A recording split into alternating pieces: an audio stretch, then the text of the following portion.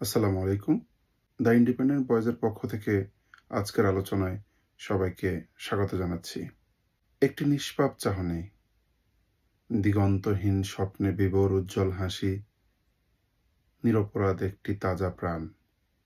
প্রতিদিনের ন্যায় চোখ বুজেছিলেন পরবর্তী নতুন সূর্যের আলোয় নিজেকে আলোকিত করবেন বলে, একটি নতুন স্বপ্ন দেখার অপেক্ষায়।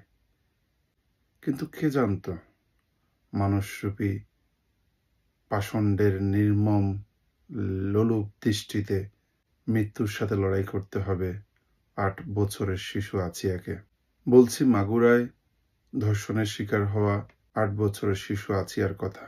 ধর্ষণ কেবলই একটা শারীরিক আঘাত নয়, বরং এটি একটি এমন অন্তর্দাহ যা একজন ধর্ষিতার আত্মাকে চূর্ণ বিচূর্ণ করে দেয়, যেটি চাক্ষুষ নয় কিন্তু হৃদয়ে অম্লান থাকে আজীবন।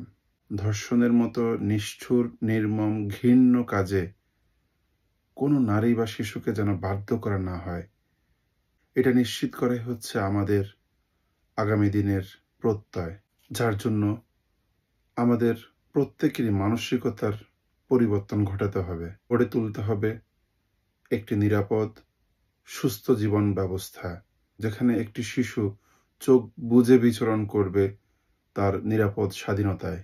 একজন নারী তার প্রতিদিনকার কর্মব্যস্ততা শেষে নিরে ফিরবেন নিরাপদ, নিশ্চিন্তে। প্রত্যেকটি ধর্ষণের পর সামাজিক যোগাযোগ মাধ্যম সহ বিভিন্ন মাধ্যমে আমরা আলোচনা সমালোচনার ঝড় দেখি।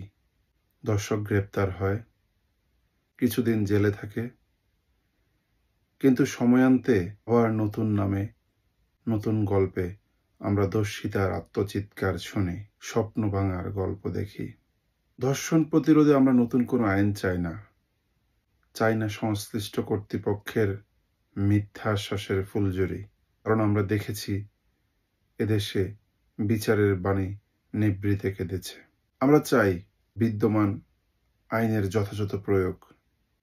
আমরা চাই আর কখনো কোনো শিশু, কোনো নারী ধর্ষণের শিকার না হোক। এদেশে প্রত্যেক নারী শিশুর জন্য আমরা নিরাপদ জীবন নিশ্চিত করতে চাই। তাই আমাদেরকে নীরবতা ও ভয়ের শৃঙ্খল ভেঙে প্রতিবাদের লেলিহান শিখায় জ্বালিয়ে দিতে হবে দর্শক নামক পাষণ্ডের নির্মম পশুত্বকে। নিবৃত করতে হবে চিরতরে।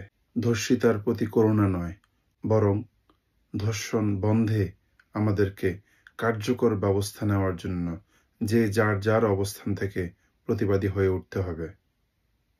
তা না হলে আজকে যেখানে মাগুরার ঘটনা ঘটেছে, সেখানে কালকে আপনার পাশের বাড়িতে হবে, আপনার ঘরে হবে। তাই আসুন আমরা সবাই ঐক্যবদ্ধ হই। ধর্ষণ বিরোধী কণ্ঠস্বর ছড়িয়ে দিতে হবে বাংলাদেশের প্রতিটি আনাচে কানাচে। আওয়াজ তুলতে হবে 18 কোটি মানুষের সমস্যার শব্দে। গড়ে তুলতে হবে সুস্থ জীবন ব্যবস্থা, যেখানে আর একটি মানবতাকেও ধর্ষণের শিকার হতে হবে না। ধন্যবাদ সবাইকে।